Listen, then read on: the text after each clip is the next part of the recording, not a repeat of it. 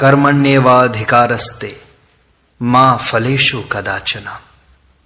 श्री रामकृष्ण कहते हैं कर्म निष्काम करना चाहिए।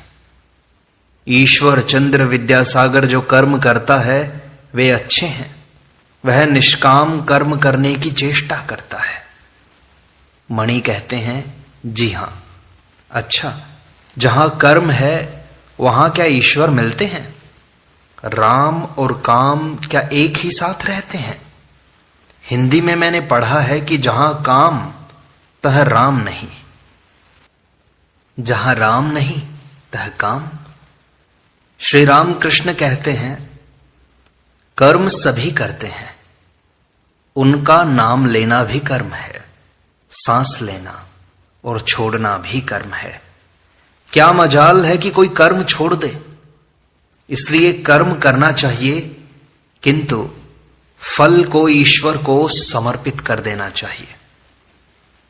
मणि कहते हैं तो क्या ऐसी चेष्टा की जा सकती है कि जिससे अधिक धन मिले? श्री राम कृष्ण कहते हैं हां, की जा सकती है, किंतु यदि विद्या का परिवार हो तो अधिक धन कमाने का प्रयत्न करो, परंतु सदुपाय से। उद्देश्य उपार्जन नहीं, ईश्वर की सेवा है। धन से यदि ईश्वर की सेवा होती है तो उस धन में कोई दोष नहीं है। मणि कहते हैं घर वालों के प्रति कर्तव्य कब तक रहता है? श्री रामकृष्ण कहते हैं उन्हें भोजन वस्त्र का अभाव न हो। संतान जब स्वयं समर्थ होगी तब भार ग्रहण की आवश्यकता नहीं। चिड़ियों के बच्चे जब खुद चुगने लगते हैं तब मां के पास यदि खाने के लिए आते हैं तो मां चोंच मारती है। मणि पूछते हैं कर्म कब तक करना होगा? श्री रामकृष्ण कहते हैं फल होने पर फूल नहीं रह जाता। ईश्वर लाभ हो जाने से कर्म नहीं करना पड़ता, मन भी नहीं लगता। ज्यादा शराब पी लेने से मतवाला होश नहीं संभाल सकता, 2 अन्य भर पीने से कामकाज कर सकता है। ईश्वर की ओर जितना ही बढ़ोगे उतना ही वे कर्म घटाते रहेंगे। डरो मत। गृहस्थ की बहू के जब लड़का होने वाला होता है तब उसकी सास धीरे धीरे काम घटाती जाती है। 10वें महीने में काम छूने तक नहीं देती। लड़का होने पर वह उसी को लिए रहती है। जो कुछ कर्म है जहां वे समाप्त हो गए कि चिंता दूर हो गई। गृहिणी घर का सारा कामकाज समाप्त करके जब कहीं बाहर निकलती है तब जल्दी नहीं लौटती, बुलाने पर भी नहीं आती। मणि पूछते हैं अच्छा, ईश्वर लाभ के क्या मायने हैं? ईश्वर दर्शन किसे कहते हैं और किस तरह के होते हैं? श्री राम कृष्ण कहते हैं वैष्णव कहते हैं कि ईश्वर मार्ग के पथिक 4 प्रकार के होते हैं, प्रवर्तक, साधक, सिद्ध और सिद्धों में सिद्ध। जो पहले ही पहल मार्ग पर आया है वह प्रवर्तक है। जो भजन पूजन जप ध्यान नाम गुण कीर्तन आदि करता है वह साधक है। जिसे ईश्वर के अस्तित्व का अनुभव मात्र हुआ है वह सिद्ध है। उसकी वेदांत में एक उपमा है, वह यह कि अंधेरे घर में बाबूजी सो रहे हैं, कोई टटोलकर उन्हें खोज रहा है।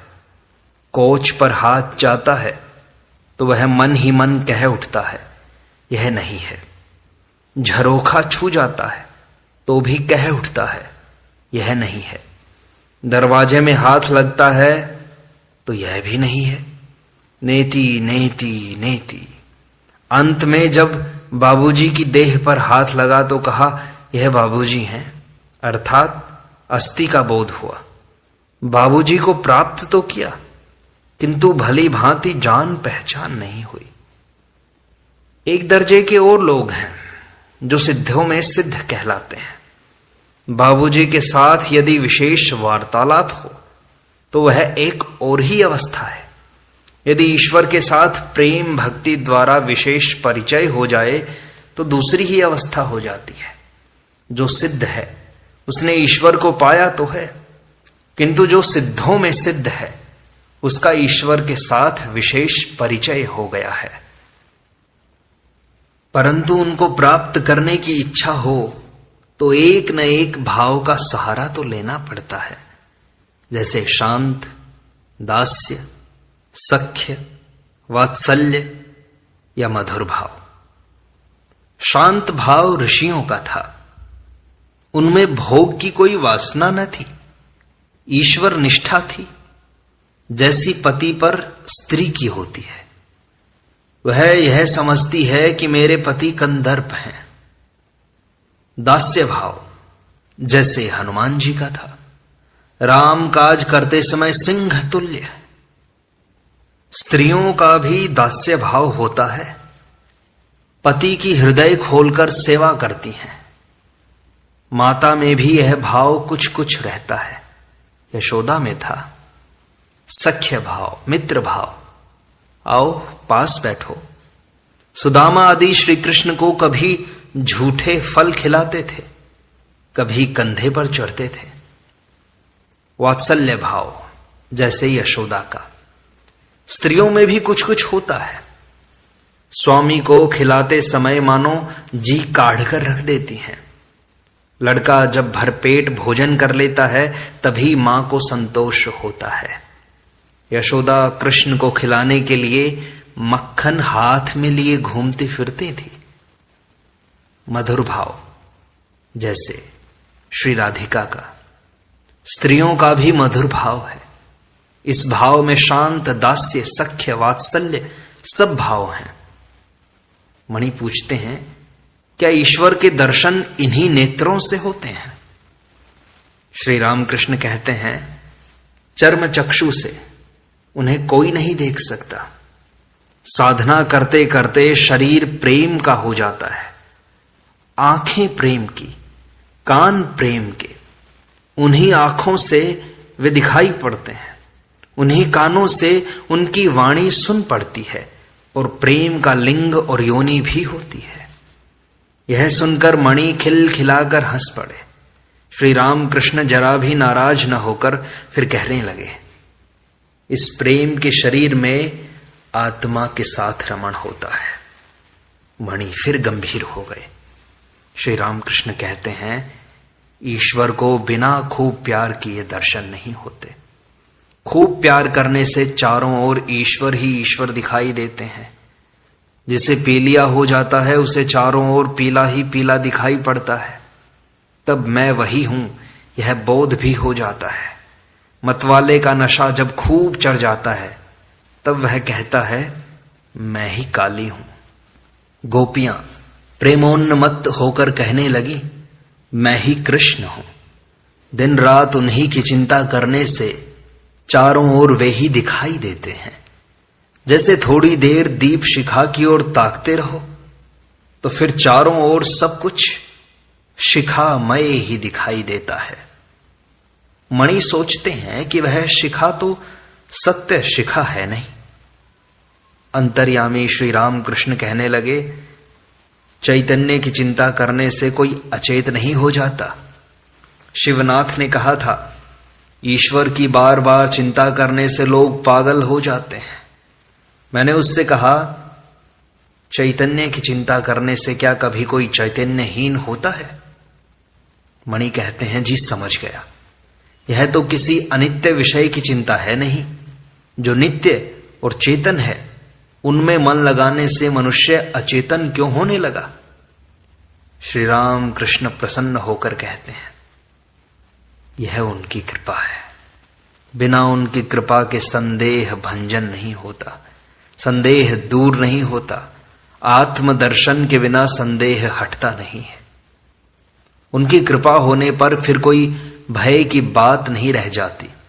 पुत्र यदि पिता का हाथ पकड़कर चले तो गिर भी सकता है, परंतु यदि पिता पुत्र का हाथ पकड़े तो फिर गिरने का कोई भय नहीं। वे यदि कृपा करके संशय दूर कर दें और दर्शन दें तो फिर कोई दुखी नहीं। परंतु उन्हें पाने के लिए खूब व्याकुल होकर पुकारना चाहिए, साधना करनी चाहिए, तब उनकी कृपा होती है। पुत्र को दौड़ते हाँफते देखकर माता को दया आ जाती है। मां छिपी थी, सामने प्रकट हो जाती है। मणि सोच रहे हैं, ईश्वर इतनी दौड़ धूप क्यों कराते हैं? श्री राम कृष्ण तुरंत कहने लगे, उनकी इच्छा कि कुछ देर दौड़ धूप हो तो आनंद मिले। लीला से उन्होंने इस संसार की रचना की है, इसी का नाम महामाया है।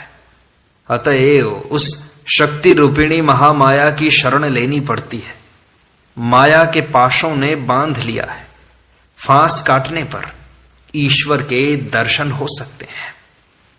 कोई ईश्वर की कृपा प्राप्त करना चाहे तो उसे पहले आद्या शक्ति रूपिणी महामाया को प्रसन्न करना चाहिए।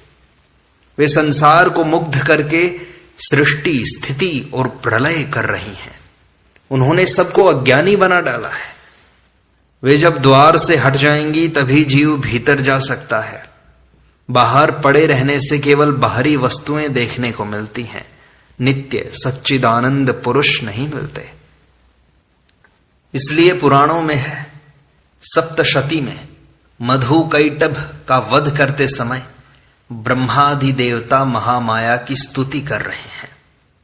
संसार का मूल आधार शक्ति ही है। उस आद्या शक्ति के भीतर विद्या और अविद्या दोनों हैं। अविद्या मोह मुग्ध करती है। अविद्या वह है जिससे कामिनी और कांचन उत्पन्न हुए हैं, वह मुग्ध करती है। और विद्या वह है जिससे भक्ति, दया, ज्ञान और प्रेम की उत्पत्ति हुई है, वह ईश्वर मार्ग पर ले जाती है। उस अविद्या को प्रसन्न करना होगा, इसीलिए शक्ति की पूजा पद्धति हुई। उन्हें प्रसन्न करने के लिए नाना भावों से पूजन किया जाता है, जैसे दासी भाव, वीर भाव, संतान भाव। वीर भाव अर्थात उन्हें रमण द्वारा प्रसन्न करना। शक्ति साधना सब बड़ी विकट साधनाएं थी, दिल लगी नहीं। मैं मां के दासी भाव से और सखी भाव से 2 वर्ष तक रहा, परंतु मेरा संतान भाव है। लड़कियां शक्ति की एक मूर्ति हैं। पश्चिम में विवाह के समय वर के हाथ में छुरी रहती है, बंगाल में सरोता, अर्थात उस शक्ति रूपिणी कन्या की सहायता से वर माया पाश काट सकेगा। यह वीर भाव है। मैंने वीर भाव से पूजा नहीं की, मेरा तो संतान भाव था। कन्या शक्ति स्वरूपा है। विवाह के समय तुमने नहीं देखा, वर अहमक की तरह पीछे बैठा रहता है, परंतु कन्या निश्शंक रहती है। ईश्वर लाभ करने पर उनके बाहरी ऐश्वर्य, संसार के ऐश्वर्य को भक्त भूल जाता है। उन्हें देखने से उनके ऐश्वर्य की बात याद नहीं आती। दर्शनानंद में मग्न हो जाने पर भक्त का हिसाब किताब नहीं रह जाता। नरेंद्र को देखने पर तेरा नाम क्या है, तेरा घर कहाँ है, यह कुछ पूछने की जरूरत नहीं रहती। पूछने का अवसर ही कहाँ है। हनुमान से किसी ने पूछा आज कौन सी तिथि है। हनुमान ने कहा, भाई मैं दिन, तिथि, नक्षत्र कुछ नहीं जानता, मैं केवल श्री राम का स्मरण किया करता हूं। अब परिच्छेद 10 का आरंभ करते हैं। दक्षिणेश्वर में अंतरंग भक्तों के साथ श्री राम कृष्ण। श्री राम कृष्ण की प्रथम प्रेमोन्माद अवस्था। आज श्री राम कृष्ण बड़े आनंद में हैं। दक्षिणेश्वर काली मंदिर में नरेंद्र आए हैं और भी कुछ अंतरंग भक्त हैं। नरेंद्र ने यहां आकर स्नान किया, प्रसाद पाया। आज आश्विन की शुक्ला चतुर्थी है, 16 अक्टूबर 1882 सोमवार। आगामी गुरुवार को सप्तमी है, दुर्गा पूजा होगी। श्री राम कृष्ण के पास राखाल, रामलाल और हाजरा हैं। नरेंद्र के साथ 1-2 और ब्राह्मण लड़के आए हैं। आज मास्टर भी आए हैं। नरेंद्र ने श्री राम कृष्ण के पास ही भोजन किया। भोजन हो जाने पर श्री राम कृष्ण ने अपने कमरे में बिस्तर लगा देने को कहा।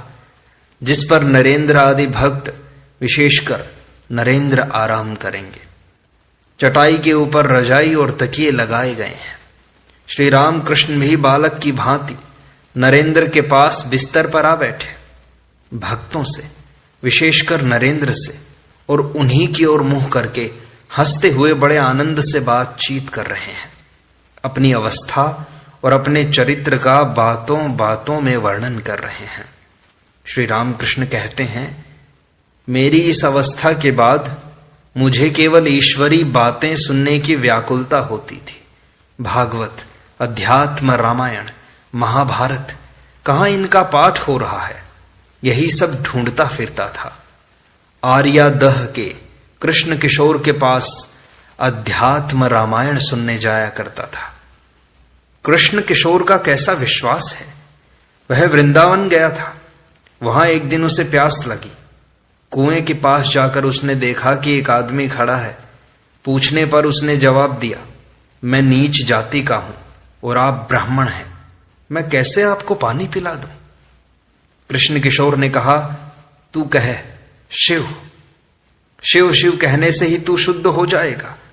उसने शिव शिव कहकर पानी ऊपर निकाल लिया। वैसा निष्ठावान ब्राह्मण होकर भी उसने वही जल पिया। कैसा विश्वास है उसका।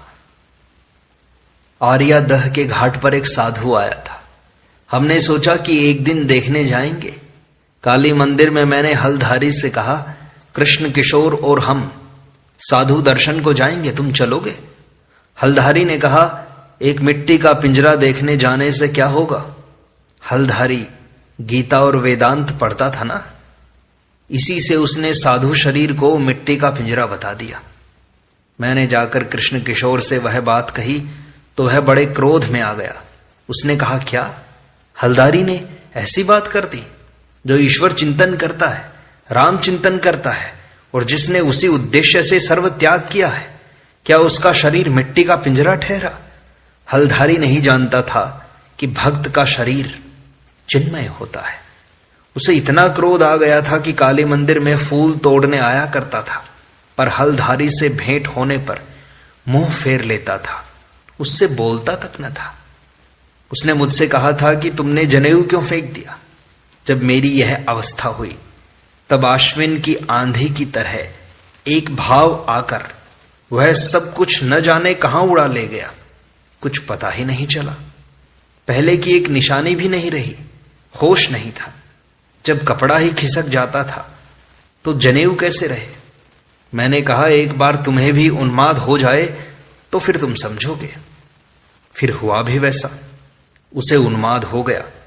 तब वह केवल ओम ओम कहा करता और एक कोठरी में चुपचाप बैठा रहता था। यह समझकर कि वह पागल हो गया है, लोगों ने वैद्य बुलाया। नाटागढ़ का राम कविराज आया। कृष्ण किशोर ने उससे कहा, मेरी बीमारी तो अच्छी कर दो, पर देखो मेरे ओंकार को मत छुड़वाना। एक दिन मैंने जाकर देखा कि वह बैठा सोच रहा है। पूछा कि क्या हुआ। उसने कहा, टैक्स वाले आए थे, इसीलिए सोच में पड़ा हूं। उन्होंने कहा है रुपया न देने से घर का माल बेच देंगे। मैंने कहा, तो सोचकर क्या होगा।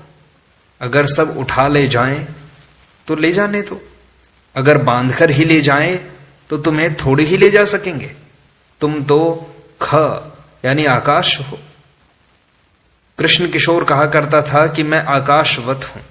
वह अध्यात्म रामायण पढ़ता था ना, बीच बीच में उसे तुम ख कहो, ऐसा कहकर दिल लगी करता था, हंसी करता था। सो हंसते हुए मैंने कहा, तुम तो ख हो, आकाश हो, टैक्स तुम्हें तो खींचकर नहीं ले जा सकेगा। उन्माद की दशा में मैं लोगों से सच सच बातें स्पष्ट कह देता था, किसी की परवाह न करता था। अमीरों को देखकर मुझे डर नहीं लगता था।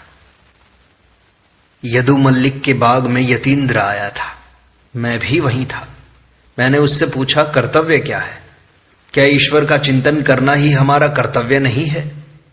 यतीन्द्र ने कहा, हम संसारी आदमी हैं, हमारे लिए मुक्ति कैसी? राजा युधिष्ठिर को भी नरक दर्शन करना पड़ा था। तब मुझे बड़ा क्रोध आ गया।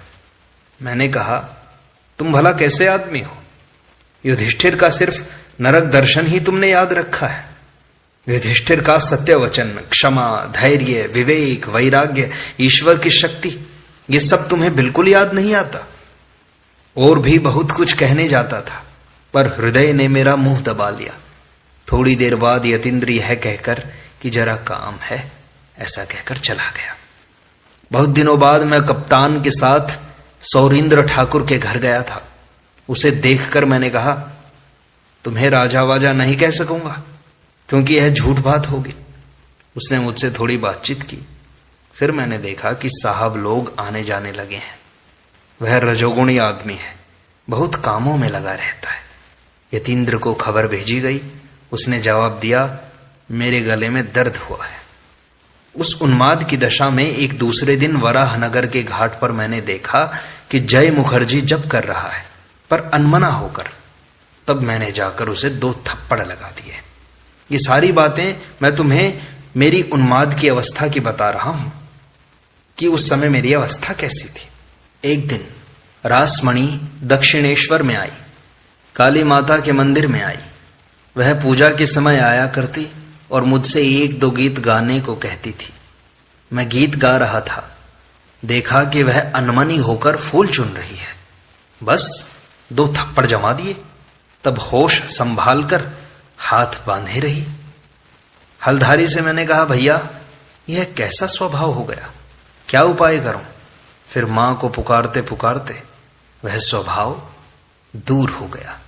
उन्माद की अवस्था छंट गई। इस प्रकार सत्संग का यह भाग यहीं संपूर्णता को प्राप्त होता है। शेष अगले अंक में।